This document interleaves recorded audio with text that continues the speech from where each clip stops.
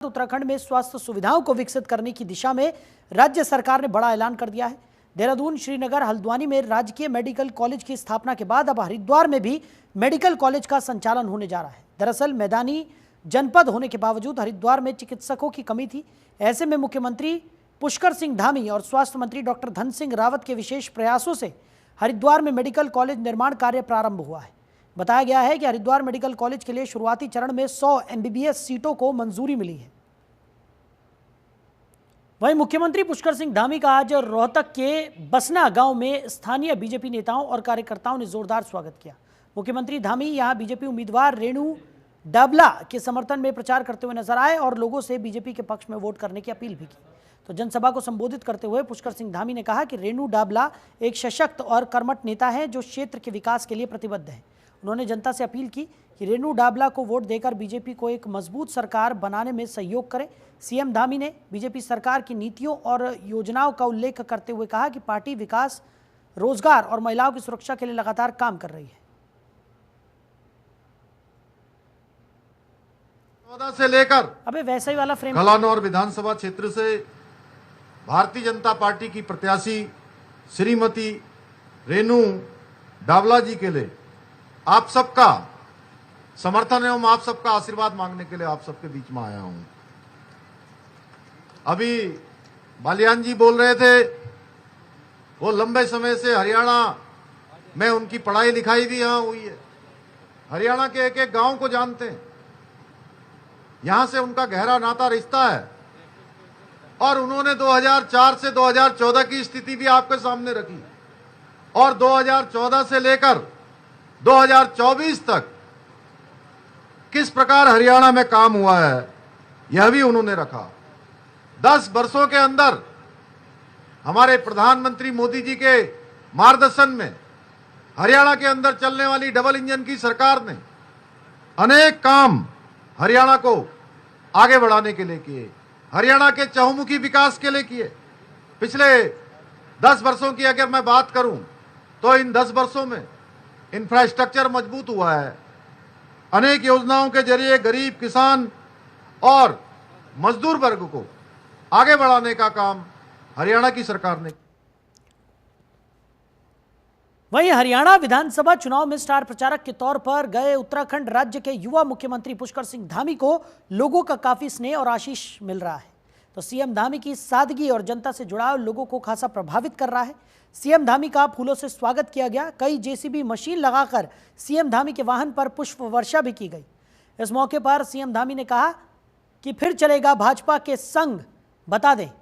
मुख्यमंत्री पुष्कर सिंह धामी ने हरियाणा के फरीदाबाद में बीजेपी प्रत्याशी धनेश अदलखा के पक्ष में आयोजित जनसभा में प्रतिभाग किया। उन्होंने जनता से बीजेपी के पक्ष में मतदान करने की अपील भी की। जनसभा के बाद स्थानीय लोगों और बीजेपी पदाधिकारियों एवं कार्यकर्ताओं ने सीएम धामी की गाड़ी पर बुलडोजर से पुष्प वर्षा कर उनका अभिनंदन किया।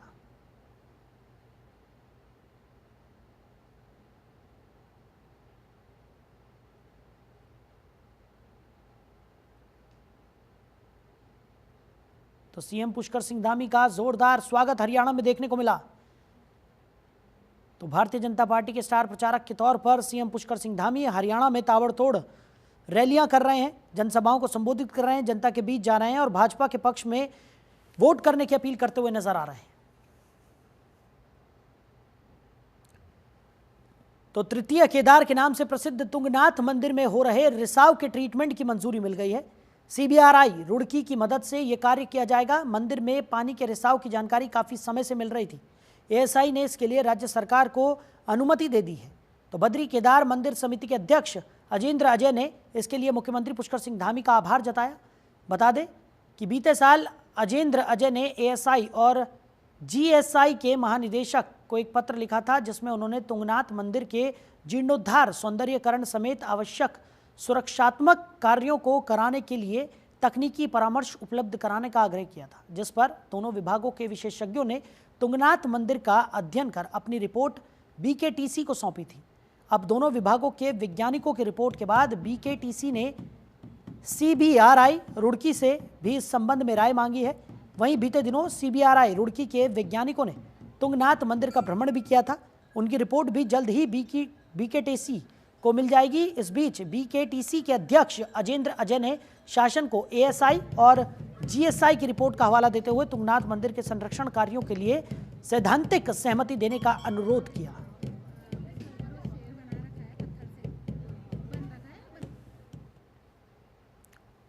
वहीं उत्तराखंड में बंद सड़कों को खोलने के लिए तेजी से काम किया जा रहा है। मुख्यमंत्री पुष्कर सिंह धामी के निर्देश पर आपदा प्रबंधन सचिव लगातार सभी जिलों के प्रशासनिक अधिकारियों और पीडब्ल्यूडी अभियंताओं के साथ वीडियो कॉन्फ्रेंसिंग के जरिए बंद सड़कों की समीक्षा कर रहे हैं। आपदा प्रबंधन सचिव विनोद कुमार सुमन ने कहा कि प्रदेश भर में 68 सड़कें बंद हैं। इन सड़कों को जल्द यातायात के लिए सुचारू कर दिया जाएगा।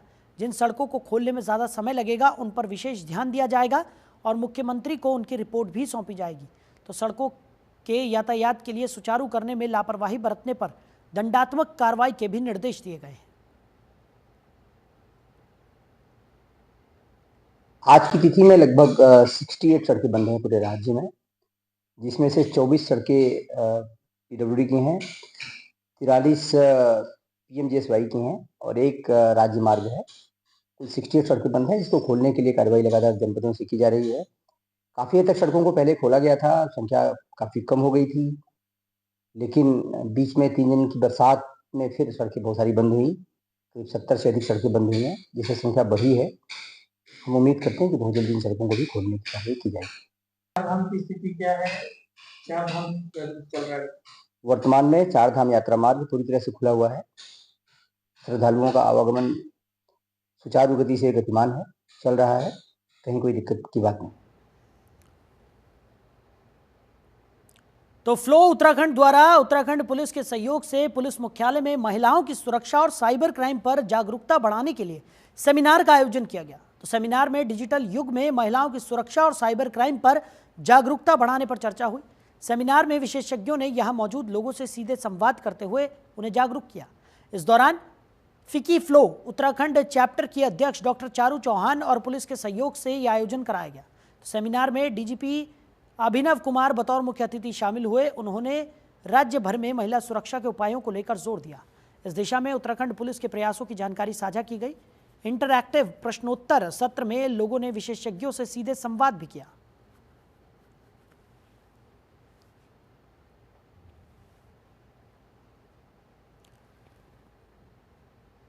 उधर हरिद्वार जिला कलेक्ट्रेट सभागार में जिलाधिकारी कमेंद्र सिंह की अध्यक्षता में गंगा संरक्षण समिति की 53वीं बैठक आयोजित की गई। इस दौरान गंगा की स्वच्छता और तटों पर हो रहे अतिक्रमण जैसे महत्वपूर्ण मुद्दों पर चर्चा की गई।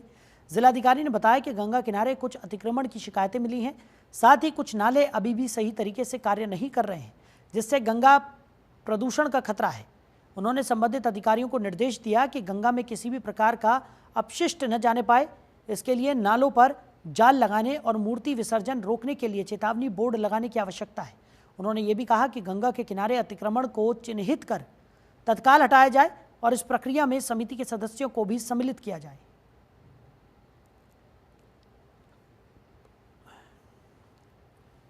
गंगा संरक्षण समिति की आज बैठक हुई है और इसमें विभिन्न बिंदु जो है चर्चा में आए हैं। विभिन्न एनजीओज और बाकी जो मेंबर्स थे सभी लोग उपस्थित थे। और जो गंगा में कुछ एक सूचनाएं मिली हैं कि उनके बेल्ट में कुछ अतिक्रमण हुआ है और कुछ नाले जो है अभी भी जो है ट्रैप्ड नहीं है अच्छी प्रकार से, ऐसी शिकायतें मिली हैं। तो उन सभी पर निर्देश दिए गए हैं कि गंगा में किसी भी प्रकार का जो है अवशिष्ट नहीं जाना चाहिए, गंदा पानी किसी भी प्रकार का नहीं जाना चाहिए। और जहाँ जहाँ ऐसी आवश्यकता है, जैसे कहीं पे कोई कूड़ा डाल रहा है गंगा में तो वहाँ जाल लगाने की आवश्यकता है, या कोई मूर्तियों का विसर्जन कर रहा है तो वहाँ पे भी बोर्ड लगाने की आवश्यकता है। तो किसी प्रकार का जो है ऐसा कोई भी कार्य नहीं होना चाहिए जिससे गंगा प्रदूषित हो।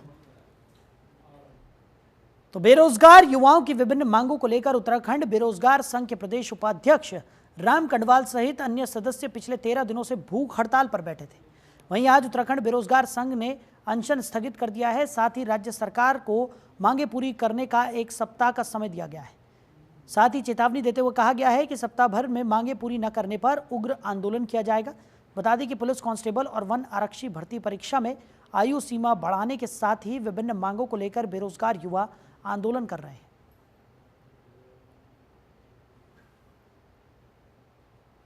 उधर रामनगर में कॉर्बेट टाइगर रिजर्व ने जागरूकता पैदा करने और वन्य जीवों की सुरक्षा के लिए साइकिल रैली का आयोजन किया। आयोजन का मुख्य उद्देश्य वन्य जीव संरक्षण की भावना पैदा करना और पर्यावरण की सुरक्षा के लिए जागरूक करना है। वन्य जीवों के महत्व को समझने के लिए इसे हर साल एक अभियान के रूप में मनाया जाता है।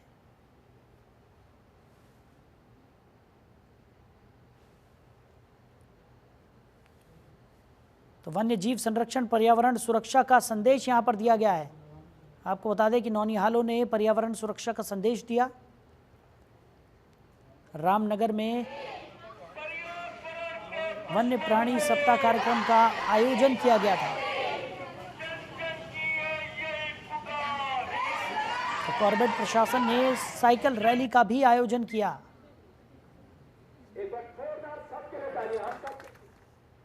आज तो वन्य जीव प्राणी सप्ताह जैसे हम जानते हैं कि 1 अक्टूबर से 7 अक्टूबर तक आयोजित किया जाता है। तो उसमें कई कार्यक्रम पूरे हफ्ते के लिए हमने प्रस्तावित कर रखे हैं। आज जो मेन हुआ था, एक यहाँ पे एक साइकिल रन हुआ था सुबह, और अभी स्कूल के जो बच्चे हैं ये आए, इन्होंने इसमें प्रतिभाग करा, रैली वैली निकाली, साथ ही एक शपथ दिलाई गई।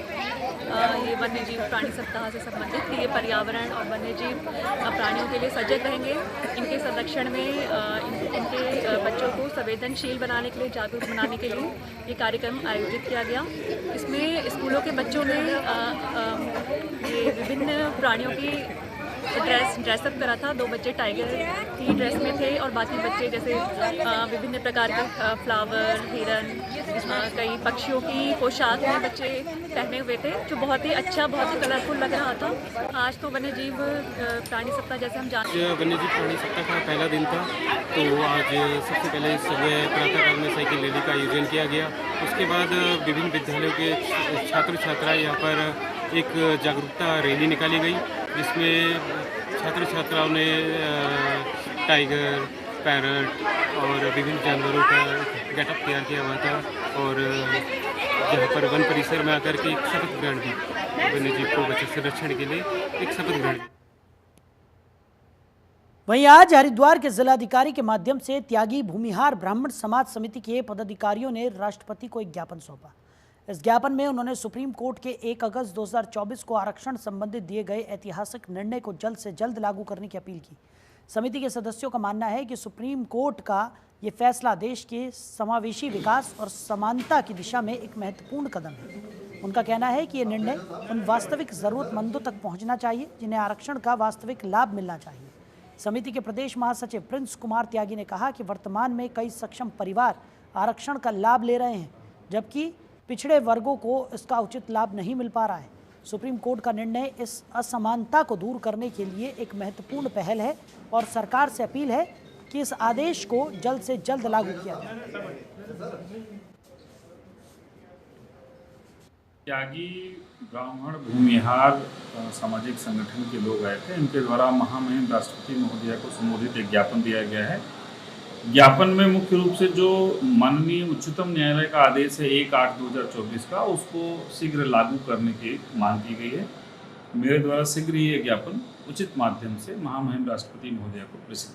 त्यागी ब्राह्मण भूमिहार सामाजिक संगठन के लोग आए थे। इनके द्वारा महामहिम राष्ट्रपति महोदया को संबोधित एक ज्ञापन दिया गया है। ज्ञापन में मुख्य रूप से जो माननीय उच्चतम न्यायालय का आदेश है 1/8/2024 का, उसको शीघ्र लागू करने की मांग की गई है। मेरे द्वारा शीघ्र ही ये ज्ञापन उचित माध्यम से महामहिम राष्ट्रपति महोदया को प्रेषित कर दिया जाएगा। उधर आईआईटी में आम जनता के लिए आवाजाही बंद करने से नाराज विधायक प्रदीप बत्रा ने आज वोट क्लब पर धरना प्रदर्शन किया।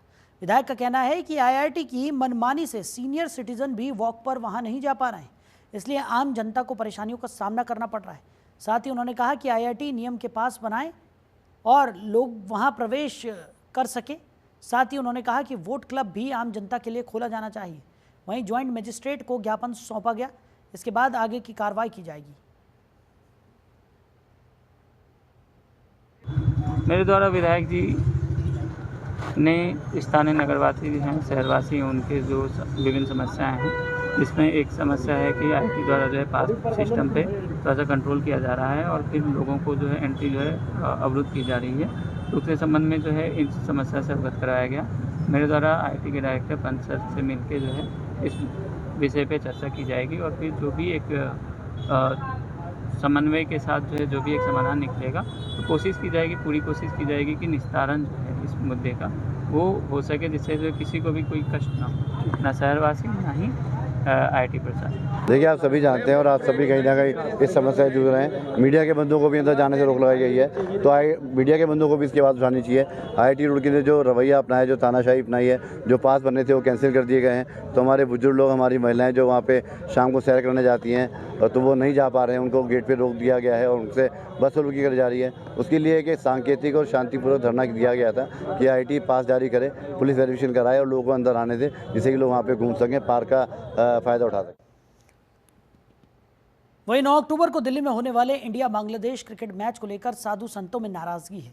जूना अखाड़े के महामंडलेश्वर स्वामी यति नरसिंहानंद ने साधु संतों के साथ मिलकर विरोध प्रदर्शन भी किया और मैच को रद्द करने की मांग की है। संतों का कहना है कि बांग्लादेश में हिंदुओं पर अत्याचार हो रहा है, ऐसे में बांग्लादेश के साथ क्रिकेट मैच खेलना हिंदुओं के साथ अन्याय है।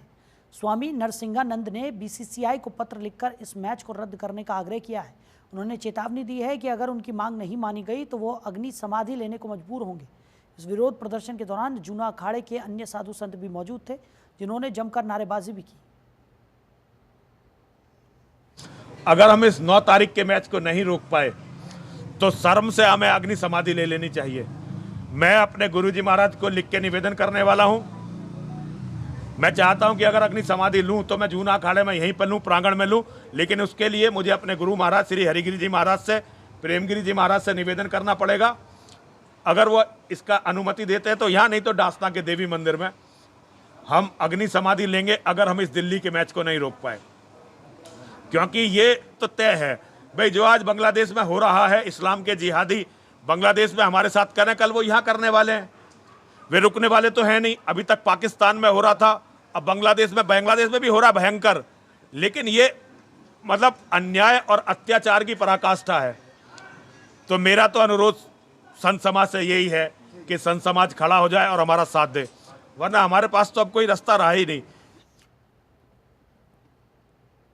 उधर साइबर क्राइम पर नकेल कसते हुए STF यानी कि स्पेशल टास्क फोर्स ने एक बड़ी गुत्थी को सुलझाने में सफलता हासिल की है। दरअसल STF की टीम ने फर्जी सिम कार्ड वाले गिरोह का पर्दाफाश किया है। इसी के साथ ही टीम ने संबंधित आरोपी को हरिद्वार से गिरफ्तार किया है। आरोपी से 2000 से ज्यादा SIM card, 2 chequebook, 5 mobile phone बरामद किए गए हैं। वहीं इस मामले में IG क्राइम और कानून व्यवस्था नीलेश आनंद भरणे ने जानकारी दी कि फर्जी सिम कार्ड देने वाला पूरा गैंग पिछले 1 साल से मंगलौर में एक्टिव था। साथ ही उन्होंने कहा कि ये पूरे देश में ऐसा पहला प्रकरण है जिसमें सिम कार्ड और OTP दक्षिण एशियाई देशों में भेजे जाते। और बता दें कि STF ने इस मामले में मास्टरमाइंड आरोपी को गिरफ्तार कर लिया है। इसके अतिरिक्त टीम के द्वारा आवश्यक कार्रवाई की जा रही है।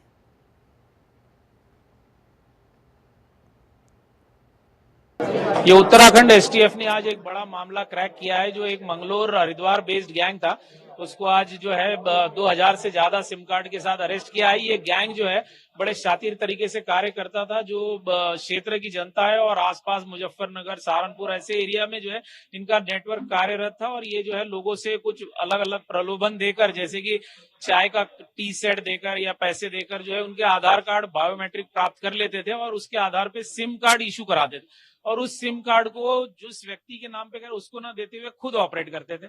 और ये सिम कार्ड OTP जो है ये साउथ ईस्ट एशियन कंट्रीज है, चाइना, मलेशिया, कंबोडिया, वियतनाम, इनको बेचते थे OTP। और जो OTP पे जो है फिर व्हाट्सएप नंबर इशू होता था, चालू होता था।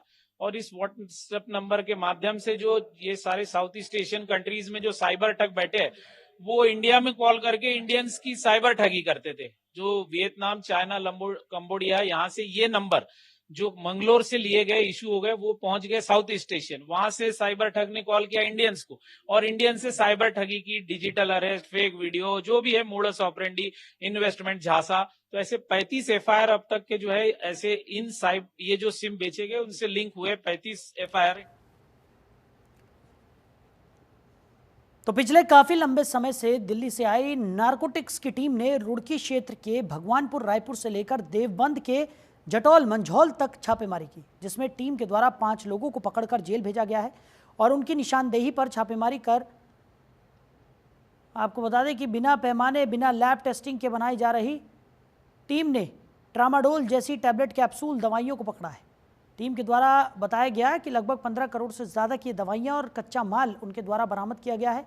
वहीं टीम के इंस्पेक्टर गौरव शर्मा, मनोज नरवाल के द्वारा बताया गया कि काफ़ी समय से उनको शिकायत मिल रही थी कि रुड़की क्षेत्र में इस तरह की दवाइयाँ बनाई जा रही हैं जिनका ना तो कोई पैमाना है और ना ही कोई लैब टेस्टिंग होती है, जो कि लोगों की ज़िंदगी से खिलवाड़ हो रहा है। जिस पर मुखबिर की सूचना से टीम ने मौके पर पहुंचकर दवाइयां बनाने वाले को पकड़ा है और साथ में जो दवाई बनाई जा रही थी उसको भी बरामद कर लिया है। वहीं आज टीम ने रुड़की रामनगर कोर्ट में आकर सभी दवाइयों के सैंपल लेने के बाद दवाई की पेटियों को सील कर कोर्ट में पेश किया। वहीं इंस्पेक्टर गौरव शर्मा ने बताया कि लगातार अभी कार्रवाई जारी रहेगी।